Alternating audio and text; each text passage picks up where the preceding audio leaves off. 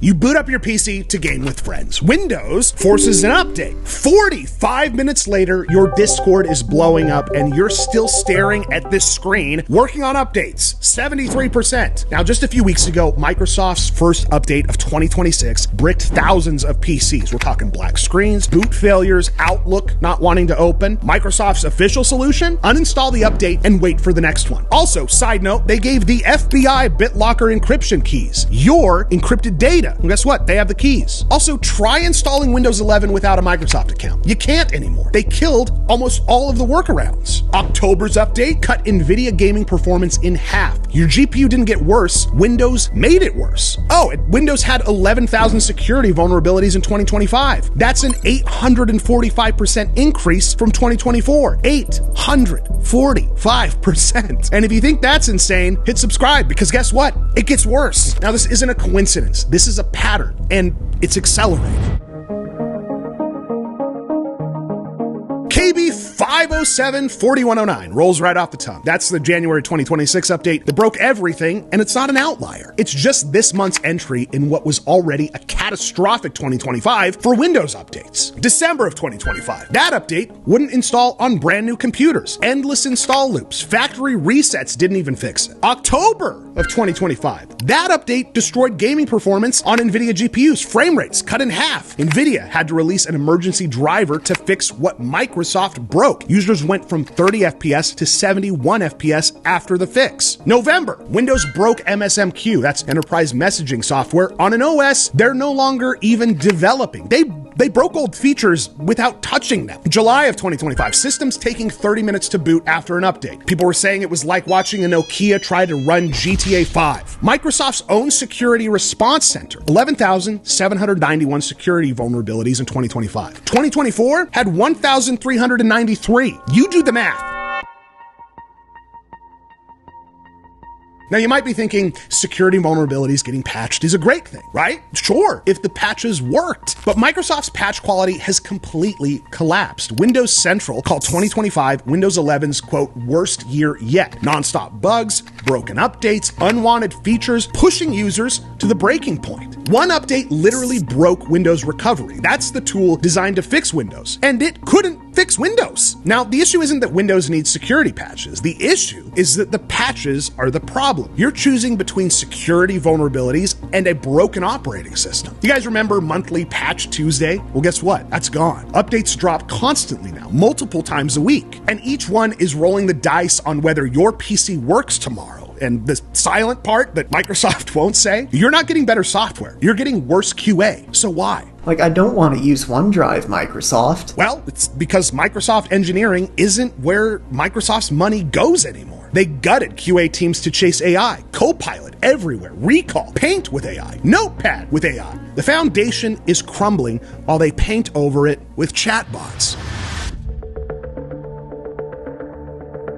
So let's talk about what Windows actually is in 2026. You don't own Windows. You're renting access to Microsoft's surveillance apparatus. This is Microsoft Paint. You know it, you love it. It's been around since 1985. It's only a few years older than me. Microsoft added sign-in prompts to it, not for the basic drawing tools, those still work offline, but for their new features. But here's what's kind of revealing. The sign-in UI, it doesn't just pop up naturally. Yeah, I had Linus from LTT who had to click through a couple AI prompts to trigger it. And Microsoft is so desperate to get you logged in that they're adding account prompts to Paint for optional features that nobody asked for. And you know what? That's the tell. It's not about making Paint better. It's about getting you signed into their ecosystems so they can track what you do, when you do it, and tie it to your identity. Microsoft collects more data from these activities than its users may realize. From a Windows recall that records everything you do on the computer to new telemetry that can potentially track your interactions over the internet. It gets even weirder because according to people who dug into it, Windows now tries to open Paint sometimes through the Microsoft Store app framework by default. When that fails to connect to their servers, that's when you can see login prompts for Paint. So either A, their architecture is so broken that opening Paint on your own computer tries to phone home first, or B, this is intentional and they're really, really bad at hiding it. And you know what? Neither of those things are good, Microsoft. They're not. And you can't install Windows 11 without a Microsoft account. What are we talking about? There used to be a command. It was OOBE/bypass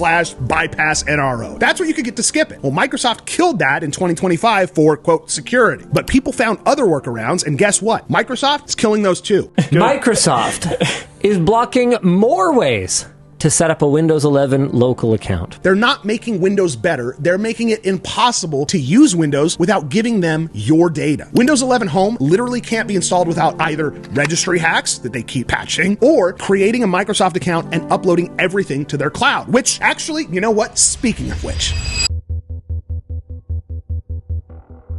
January 2026, it's from Forbes. Microsoft gave the FBI BitLocker encryption keys. Now, BitLocker is Windows disk encryption. It's supposed to protect your data and make it unreadable without the key, except Microsoft has your keys. By default, when you enable BitLocker, your recovery keys upload to your Microsoft account. Most people don't know that this is happening. The FBI shows up with a warrant, Microsoft hands them over. Apple's file vault is end-to-end encrypted. Apple cannot access your keys, even if the FBI demands it. Microsoft? We believe customers are in the best position to decide how to manage their keys. Yeah, that's cool, except you buried that choice during setup and defaulted everyone to cloud backup. Microsoft gets about 20 requests a year for BitLocker keys. They can't fulfill all of them because they're only when users uploaded their keys. But here's the thing, Windows 11 makes Microsoft accounts mandatory. BitLocker is enabled by default on new PCs. Beginning with Windows 8.1, BitLocker device encryption is available and turned on by default for all home or pro devices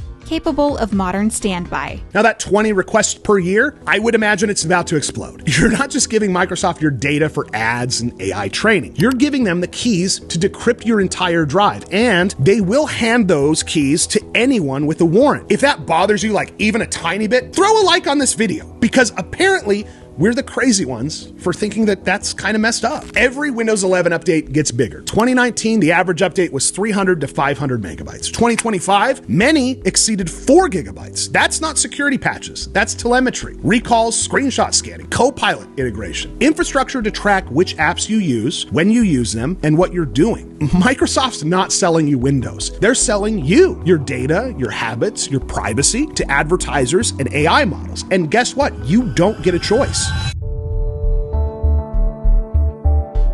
Now, here's the fairly insulting part. Microsoft has a completely different update system for enterprise customers. Businesses can defer updates. They can test them first and block ones that break their infrastructure. Now, you, consumer tier, you're the QA team. Microsoft ships updates without knowing if they work. It seems like hundreds of millions of PCs get them simultaneously. Microsoft waits to see what breaks. Then they fix the fix, then fix that fix, and then 3 months later, maybe your PC works. Maybe. Form threads with thousands reporting the same bug. And Microsoft's response? We're looking into it. Working as intended. Have you tried taking your PC to a repair shop? Dude, your PC worked before your update. But sure, go pay someone to fix it.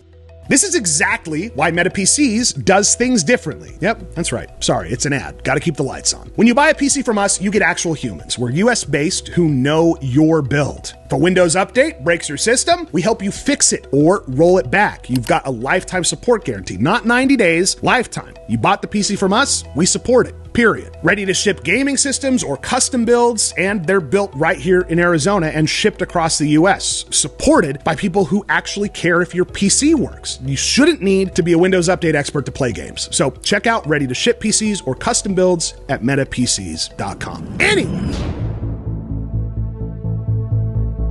And then there's the quiet part. Windows updates make your hardware feel obsolete through engineered bloat. Let's look at October 2025. KB 5066835 drops. Crazy update. NVIDIA gamers see performance tank. 30 FPS in games that ran fine yesterday. So what does NVIDIA do? They release an emergency driver and performance jumps from 30 FPS to 71. So that means a Windows update cut gaming performance in half. Your graphics card didn't break. Windows broke it. Your 5-year-old PC ran Windows 10 fine. Now Windows 11, you've got arbitrary requirements, TPM 2.0, specific CPU generations, Windows 10, 1 gigahertz CPU, 2 gigabytes RAM. Windows 11, 8th gen Intel, 2nd gen Ryzen, 4 gigs RAM, TPM 2.0. It's the same OS, but double the requirements. Now the official reason? Security. The real reason? Microsoft had partnerships with Intel, AMD, and OEMs who want you buying new PCs. Your 6-year-old i7 is still capable. Microsoft Microsoft declared it unsupported. Every update adds weight. You've got more background processes, more telemetry, more Copilot that you didn't ask for. Your PC isn't slow because it's old. It's slow because Windows treats it like an AI training data center. People are asking some new questions now. Not how do I fix this update, but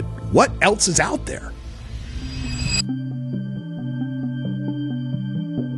Now, 5 years ago, gaming on Linux was kind of a joke. You had wine configurations, broken dependencies, and also most AAA games didn't work. Today, 90% of Windows games run on Linux, out of the box, one click. This is ProtonDB. ProtonDB tracks compatibility. Over 15,000 games rated gold or platinum, meaning they run perfectly with zero tweaking. Valve's November 2025 Steam survey says Linux hit 3.2% of Steam users. It's an all-time high, growing monthly, actually. So what changed? Proton. That's Valve's compatibility layer. Translates Windows DirectX to Linux Vulkan in real time. It's built into Steam. Click install, click play. That's it. Even the Steam Deck runs on Linux. Every Deck verified game works on Linux desktop. That's over 21,000 games. Cyberpunk 2077 works. Elden Ring works. Baldur's Gate 3 works. Doom Eternal runs better on Linux in some benchmarks. Bazzite is definitely destroying Windows on Doom Eternal. Compared to Windows, this is a heck ton smoother and way more enjoyable. Games often run faster on Linux than Windows. And why is that? Because there's no telemetry overhead, no Copilot in the background, no forced updates mid-session, no OEM bloatware. It's just hardware running the game. Okay, but which Linux distro? There's like 1,000 versions. That's fair. Here's what people are actually using right here in 2026. First, you got Bazzite. That's the breakout star. It's built on Fedora. It acts like SteamOS. Its immutable system means that you can't accidentally break it. Everything gaming is pre-installed. You have HDR support, VRR, controller support, GPU drivers that are all out of the box. And I would say that's probably best for beginners or anyone who wants console-like simplicity. Steam Deck fans, myself included. Then you've got Pop! OS. That's made by System 76. It's a PC company. Fantastic NVIDIA support, clean desktop, and it works great for gaming and productivity. Also would probably be considered best for NVIDIA GPU owners who want a traditional desktop experience. And then you've got CatchyOS. That's an Arch-based, it's maximum performance. It's optimized for gaming with low latency kernels. And you've also got access to bleeding edge updates. I would say it's best for performance chasers who want absolute maximum FPS. Then you've got Linux Mint. That's the just works option. Easiest transition from Windows, stable, polished, massive community, and I would say best for complete beginners, people who want a familiar experience. So for most gamers switching from Windows, I would personally start with Bazzite or Pop! OS. If you have some other solutions too, drop them in the comments down below. Those two solutions have great communities. They've got excellent hardware support, and gaming works right out of the box. But let's have some real talk for a second about what you give up.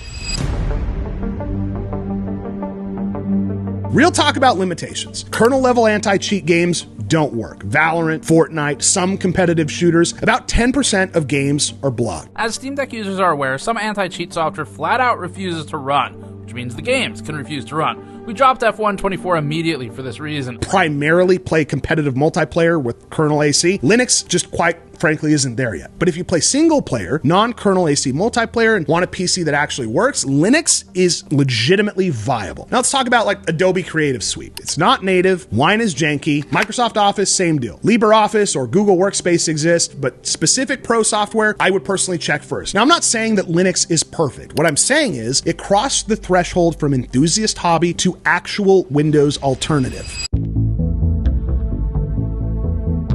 Now let's talk about that 6-year-old i7 that Microsoft says is too old. Well, guess what? Linux runs it beautifully, faster than it ran Windows 10, actually. Linux doesn't force hardware obsolescence. You've got modern distros that run on decade-old hardware. Well, today we're installing the latest version of Tiny Core Linux on this 30-year-old Packard Bell Pentium 1.